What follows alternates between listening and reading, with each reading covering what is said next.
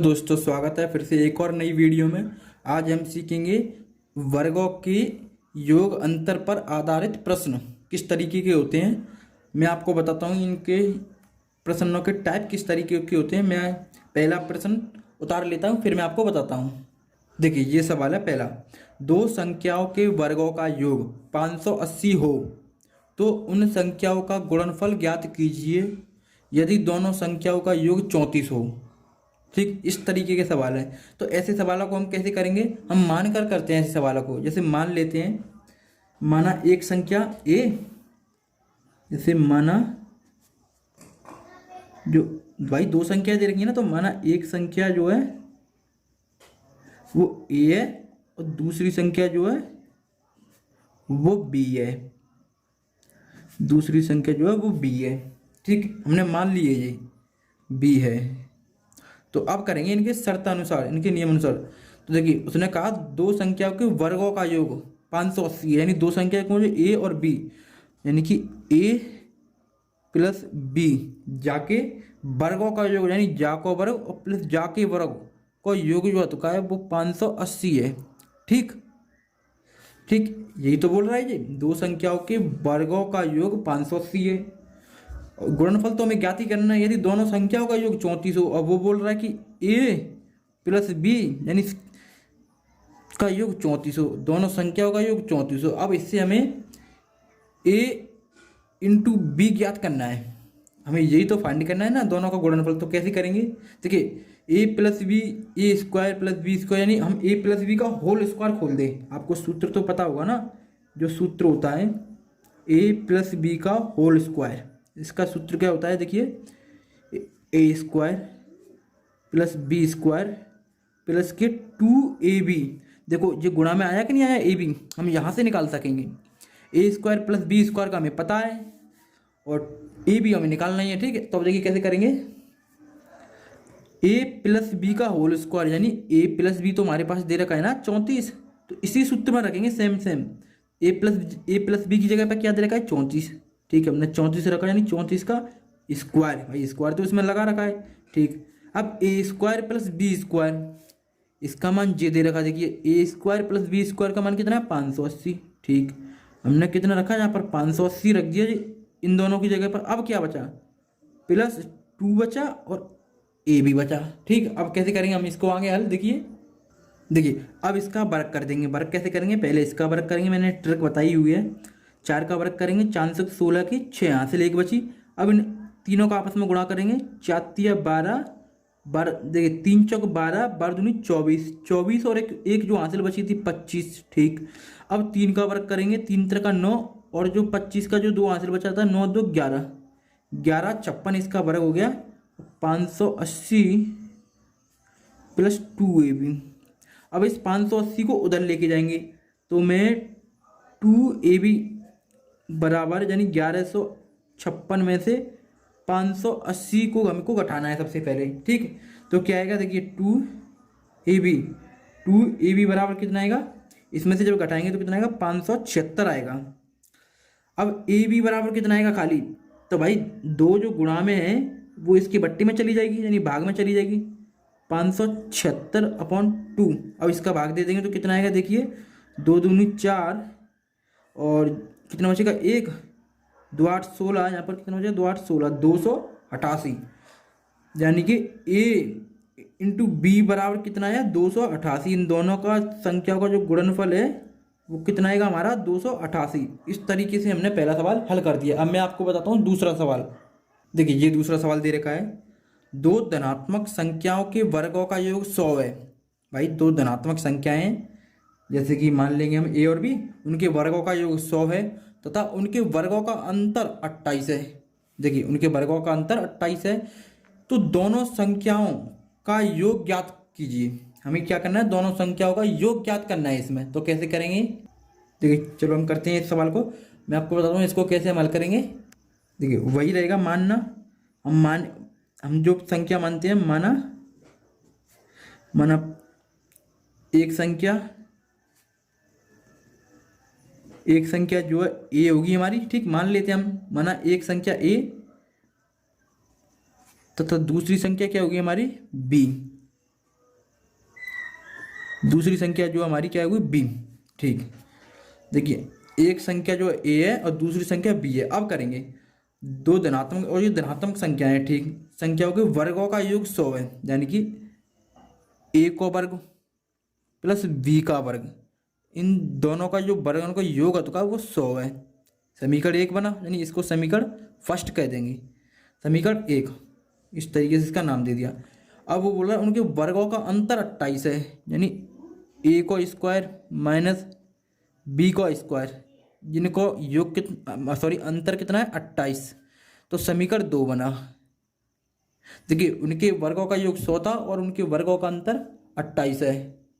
तो क्या करेंगे हम, देखिए हम क्या करेंगे, इन दोनों समीकरणों को जोड़ देंगे क्योंकि ये कट जाएंगे, इसलिए देखिए मैं यहीं के यहीं जोड़ देता हूँ इन समीकरणों को, क्योंकि दोबारा लिखने की जरूरत नहीं पड़ेगी। भाई इनको जोड़ेंगे कितना हो जाएगा, जोड़ते समय 2a हो जाएगा। अब देखिए प्लस में तो घटाते समय चिन्ह बदल जाते हैं और प्लस में चिन्ह नहीं बदलते, ठीक है। यहाँ पर प्लस प्लस ही रहेगा और माइनस का माइनस ही रहेगा, वैसे का वैसे ही रहेगा। देखिए ये तो 2a हो जाएगा और माइनस और ये प्लस कट जाएगा और ये कितना हो जाएगा, देखिए 128। 128 तो a बराबर हमारा कितना निकल कर आएगा 6 और 4, यानी मैंने इसका भाग दे दिया। मैंने a बराबर 64 कैसे निकाला भाई, 2 जो है इसके बट्टे में जाएगा भाग में, 2 का इसमें भाग देंगे तो a बराबर निकल आएगा। तो हमारे पास a बराबर निकल आया 64, यानी 64। सॉरी मैंने क्या किया, इस पर स्क्वायर तो लगाया ही नहीं था भाई, स्क्वायर 2a स्क्वायर, तो इसका भी स्क्वायर, तो a बराबर जो निकल कर आएगा वो हमारा निकल कर आएगा 8। कैसे भाई, इसका जब वर्गमूल करेंगे तो कितना है 8, 8 का ही तो स्क्वायर होता है। जब मैं इस पे से स्क्वायर हटाऊंगा तो इसका वर्गमूल होगा, यानी मैं यहाँ लिख कर बता दे रहा हूँ मैंने कैसे किया था भाई। इस वाले स्क्वायर को जब मैं उठाऊंगा तो 64 पे क्या है वर्गमूल इस तरीके से करड़ी चढ़ जाती है। जब इसमें से बाहर निकालेंगे तो क्या निकल कर आएगा 8, इस तरीके से मैंने कर दिया, यानी a बराबर कितना निकल कर आया 8 हमारे पास। अब क्या करेंगे हम b का मान निकालेंगे, तो हम a का मान क्या करेंगे समीकरण फर्स्ट में रखेंगे, यानी a का मान समीकरण फर्स्ट में रखने पर तो देखिए समीकरण फर्स्ट क्या हमारे पास ये दे रखा है, इसमें हम a का मान रखेंगे। देखिए a बराबर 8 है तो a स्क्वायर बराबर कितना हो जाएगा 64, तो रखिए समीकरण फर्स्ट क्या दे रखा है हमारा। देखिए मैं लिख दे रहा हूँ दोबारा से, क्या होगा समीकरण, देखिए मैं लिख दे रहा हूँ a square plus B square बराबर 100। तो a स्क्वायर का मान रखेंगे, यानी 8 का, यानी इसका रख दीजिए ना, a स्क्वायर दे रखा है 64, तो 64 प्लस बी स्क्वायर बराबर 100। तो इसको हम इधर लेके जाएंगे तो बी स्क्वायर बराबर क्या हो जाएगा 100 माइनस 64, यानी 64 हो जाएगा। तो जब इसमें से हम घटाएंगे बी स्क्वायर बराबर कितना आएगा हमारे पास, घटाएंगे इसमें से कितना आएगा 6 और इनमें से 3 36, तो बी बराबर कितना आएगा 6। मुझे कैसे पता चला कि बी बराबर 6 आएगा भाई, इसका स्क्वायर, तो इसको स्क्वायर हटाएंगे तो इस पर रूट चढ़ जाएगा, तो रूट में से फिर बाहर निकालेंगे तो 6 निकल कर आएगा। 6 का वर्ग तो होता है 36, तभी तो 6 निकल कर आया। तो बी का मान हो गया 6 और a का मान 8। और हमें निकालना क्या है, दोनों संख्याओं का योग, यानी a प्लस बी हमें निकालना है था। देखिए दोनों संख्याओं का, देखिए इसमें दे रखा है दोनों संख्याओं का योग ज्ञात कीजिए। तो a प्लस बी हम कैसे निकालेंगे, a का मान 8 और b का मान कितना दे रखा है 6, तो कितना हो जाएगा 8 और 6 14। a प्लस बी कितना आया 14 आया हमारे पास। ये हो गया हमारा दूसरा सवाल। अब मैं आपको बताता हूँ तीसरा सवाल कर मैं पहले उतार लेता हूँ इस पर, फिर बताता हूँ। देखिए इस वाले सवाल को करेंगे, एक संख्या मैंने उतार लिया है ना, एक संख्या और उसके वर्ग का योग 72 है। कोई एक संख्या थी और उसके वर्ग का योग 72 है, तो वह संख्या कौन सी होगी। ऐसे सवाल को हम कैसे करेंगे, माना वही मतलब मान कर ही करेंगे। माना वह संख्या x ही, ठीक, कुछ भी मान सकते हैं। माना वह संख्या क्या थी x ही, हम कुछ भी मान सकते हैं, a b c d z कुछ भी मान सकते हैं। माना वह संख्या क्या थी x, उसने कहा एक संख्या और उसके वर्ग का योग, यानी एक तो ये x और प्लस उसके वर्ग का योग, यानी वर्ग और प्लस ये संख्या का योग जो है 72 है। ये है उसका कहने का मतलब, एक ये संख्या और उसके वर्गों का योग, यानी वर्ग कर दिया और जिन दोनों का योग जो है 72 है। अब इसी से हमें करना है। तो देखिए ये एक समीकरण बन जाएगा। मैं इस समीकरण को सही क्रम से लिख दे रहा हूँ। इसको हम ऐसे भी लिख सकते हैं, एक्स स्क्वायर प्लस एक्स और बराबर 72। मैंने क्या किया है, एक्स को इधर और इधर कर लिया, बस इधर उधर कर लिया है, मैंने पक्षांतर नहीं किया। अब देखिए मैं क्या करूँगा, इसी को इस 72 को इधर लेकर आऊँगा एक्स, और 72 को इधर लेके आऊँगा तो ये माइनस में हो जाएगा, -72 बराबर इधर कितना बचेगा 0। अब हमको क्या करना है, इसके गुणनखंड करने हैं, ऐसा गुणनखंड करना है जिसको घटाने पर 1 आ जाए। तो कैसे करेंगे, 8 नाम 72, हाँ भाई 8 नाम 72, जैसे कि 8 × 9 करेंगे भाई, गुणा करने पर 72 आए, तो 8 × जब 9 करेंगे तो 72 आएगा, और जब 9 में से 8 घटाएंगे तो कितना आएगा 1, और वही हमें लाना है, 1 घटाने पर 1 और गुणा करने पर 72 हो। तो हमें गुणनखंड मिल गए हैं, तो कैसे करेंगे, x² प्लस, तो हमें क्या करना है कि 9 - 8 x - 72 ये गुणनखंड है। अगर आप गुणनखंड करना नहीं जानते तो मैं एक न्यू वीडियो बनाऊंगा, मैं आपको गुणनखंड करना भी बता दूंगा बेसिक से। तो देखिए अब क्या करेंगे, इस समीकरण को और आगे हल करेंगे हम, इसका गुणा करेंगे इसके अंदर 9x, और ये कितना हो जाएगा -8x और -72 बराबर 0। इसमें से एक x कॉमन लेंगे यानी, और इसके अंदर एक x बचेगा भाई, एक x इससे बाहर निकाल ली, एक x बचा, प्लस जहाँ कितना बचेगा 9 क्यों बचा, x कहाँ गई, जो ये x तो हमने यहाँ निकाल ही ली, कॉमन ले लिया ना, इसमें से एक x इसमें से, एक x इसमें से। अब इस दोनों संख्याओं में से अलग से कॉमन लेंगे, अब माइनस इसमें से 8 कॉमन लेंगे, तो इधर कितना बचेगा x और देखिए माइनस और माइनस प्लस हो जाएगा ना, +9। इस तरीके से ये बन गया हमारे पास।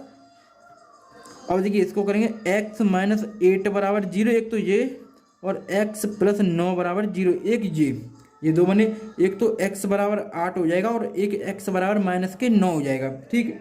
अब देखिए -9 और एक x बराबर 8, इसके दो आंसर निकले, देख लीजिए 9 और -8 और -9, ये हो गए सवाल।